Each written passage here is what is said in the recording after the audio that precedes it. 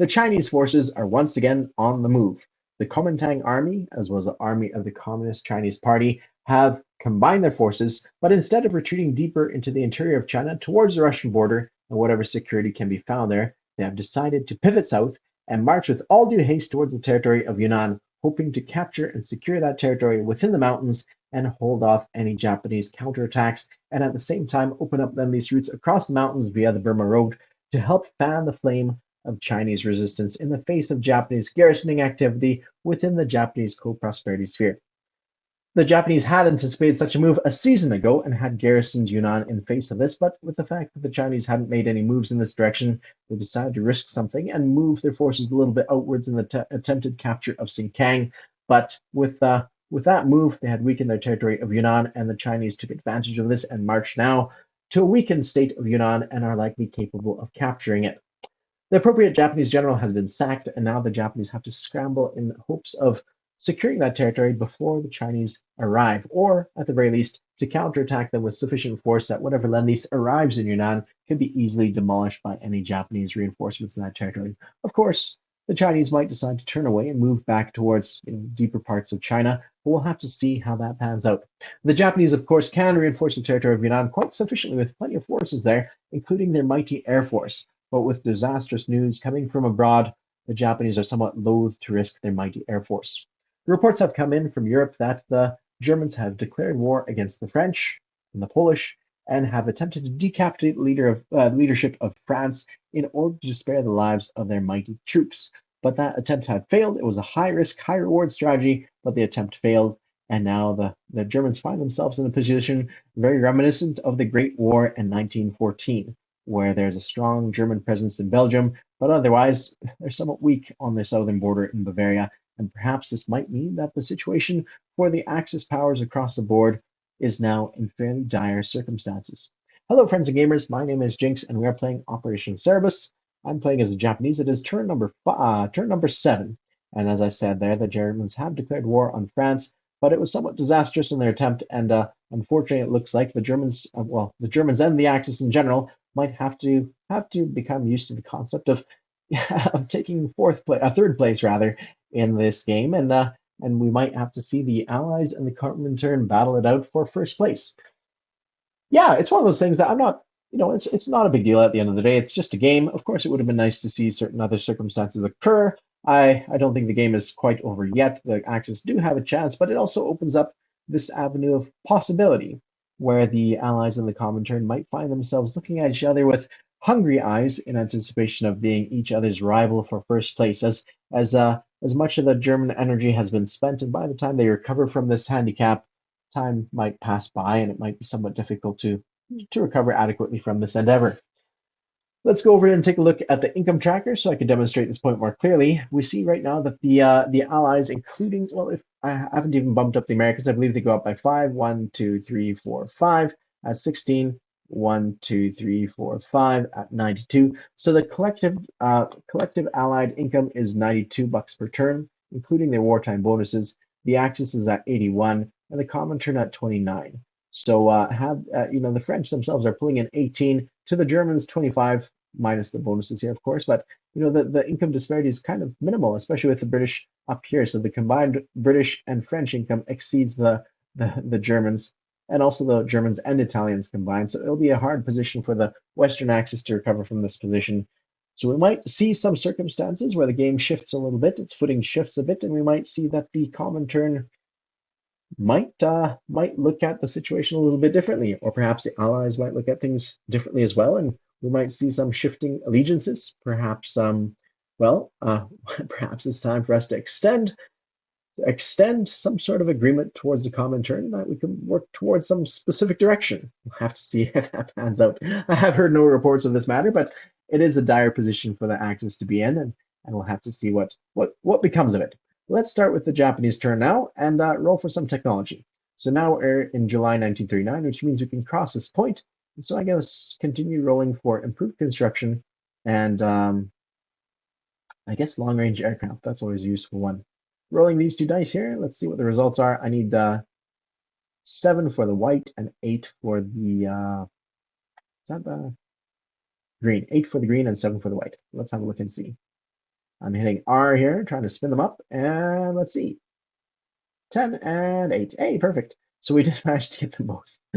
Just barely on the green dice, but we did manage to get them both. Excellent stuff. Uh, let's delete these dice here and turn our attention to the board proper here and see what we have to see. Now, yeah, the situation is a little bit dire here for the Japanese and Yunnan. We might end up losing that territory. We'll have to see how it goes, but perhaps we can recapture it without too much struggle. Production. So we have $38 to spend. I miscalculated last turn and thought I had 37, but I actually have 38. So seeing as this is the last turn we can buy cavalry, I'm going to try something a little different and just get six cavalry, two Marines, two airborne, a militia, a second militia, and a militia upgrade. So it's kind of an odd purchase. Normally, I would never do this as Japan, but it's been a while since I played them. I might be getting bad at this game, and I want to try some of the other stuff. I might end up using these Japanese forces. The way I see it is two cavalry equal one medium armor, basically, and so plus, and it has two hit points there. So I could use it in certain parts of the world if I do any amphibious invasions of, say, India or even if I really dare risk myself, perhaps as far as Africa or Australia or some other parts that are less jungly, we'll have to see how that pans out. So, anyways, six cavalry rather, and we'll see how that goes. Of course, I could always use them if the Chinese causes some issue and manage to capture Yunnan without too much difficulty. Then I'll have stacks and stacks of enemy units in that position, and might want to try to make one final push to wipe them off the board before I give up. But we'll have to see. Anyways, $38. So let's go to our combat moves. Not too many combat moves. I debated potentially attacking Kang. I debated with everything I got, including air forces, but they're just a bit too strong. And when I did the math, it looked like I'd lose that fight any which way I looked at it. So I'm building some extra cavalry just in case that same result needs to be taken in place over there. So we are making a few combat moves. From Suyan, one infantry to Tsinghai. From Rihi, one cavalry to Tsinghai. From Shenxi, I'm sending in five infantry to Tsinghai. And I'm sending my air force to that position as well. So that's four fighters, three tactical bombers attacking the forces in Qinghai. And that's it. So let's go to our dice board here and see what the results are. I'm going to just roll for the aircraft first. Roll for the aircraft first. The yellower ones are tactical bombers, and the green are my regular dudes. All right, so I have a 12, a 4, and a 9. So only one hit from the tacticals and one hit from the fighters. Everything else misses. Okay, so that's poor showing there for the first round. And the enemy has two teal dice and two purple dice. Hopefully they don't take too many losses. 8, 6, 8, 8. So misses all around. So good stuff there. Excellent. So now we remove their two militia, and they're going to be rolling those. I'm going to just roll everything all together. Oopsie daisy.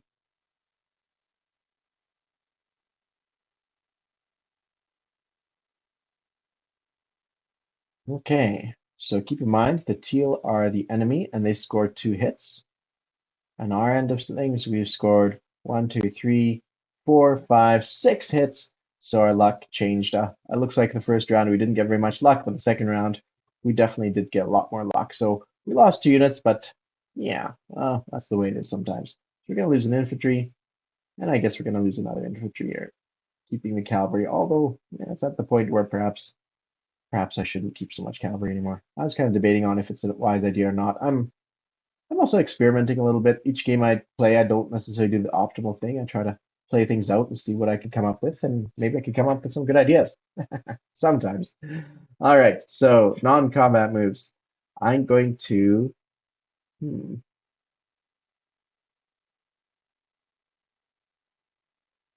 I'm thinking about keeping it infantry instead of this guy. But anyways, I'm gonna keep cavalry just because why not? All right, so non-combat moves. I'm going to move 2 Marines from Shezwan to Kwaichao, likewise 4 infantry from that position. I'm going to move from Shenxi. I'm going to move 1 cavalry to Kwaichao. From Hope, I'm going to move my 5 cavalry to this position too. And my aircraft are going to land in Kwaichao as well. So it's going to be quite a stacked position. This is in anticipation of a counterattack if the Chinese do manage to capture Yunnan. And if not, I could radiate outwards and get back to business of defeating the enemy wherever they are. In light of that, I actually might get rid of this cavalry. Nah, we'll leave it for now. Hmm.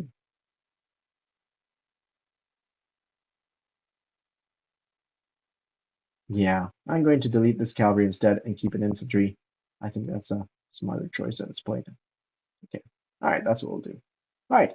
In regards to the rest of it, we have some naval units to move. All right. So we have 5 transports sitting in this position. They're going to go one to this spot, pick up these guys here. That's 4 cavalry, 1 AA, and 1 infantry. And then they're going to come down to off the coast in the South China Sea and drop these guys off in. You know what? They don't need to go that far. They'll only go as far as Hunan, and that opens up some possibilities of where they can go. There we go. Hunan it is. There. Because that kind of gives us options to radiate in a lot of different directions if need be. Both in Yunnan as well as Xikang and Shenzhen. Actually, I'm going to send 1 transport all the way further to Kwangtung with an AA gun and an infantry, and that way I get the best of both worlds. So 4 transports up here, 1 down here. Now what else? Okay, so uh, where's my destroyers? I have 2 destroyers here in the Yellow Sea. They're going to pick up these 2 Marines in Hope and come all the way down south and drop them off in the South China Sea.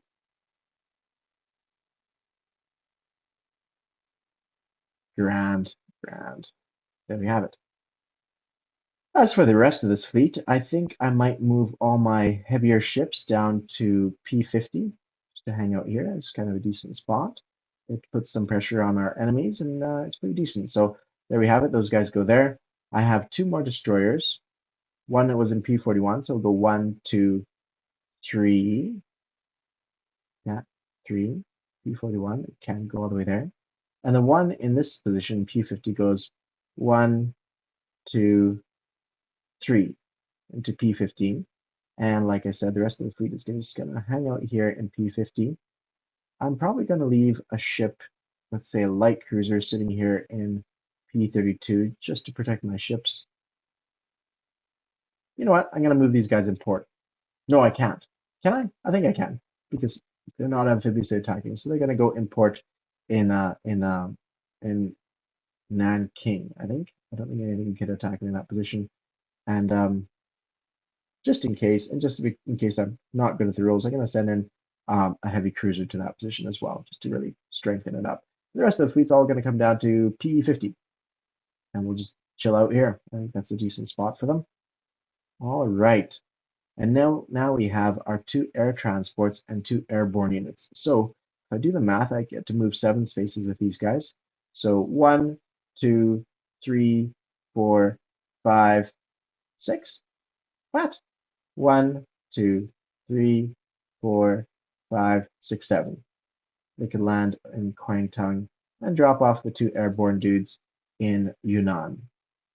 Perfect. And then we have our seaplane here. I think the seaplane could just chill. I'm pretty happy with it up there. It can cover a lot of positions here. Basically these 4 territories. So that's not too bad. Actually, a little bit more. Yeah, basically all these territories in that position. That's pretty cool.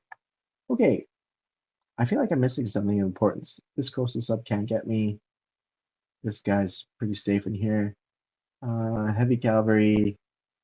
This cavalry can't blitz, so we're good there. Yeah, I think we're pretty safe. I don't think there's anything the enemy could do to me just now. Just worrying if I missed something. So it's actually 2 a.m. right now.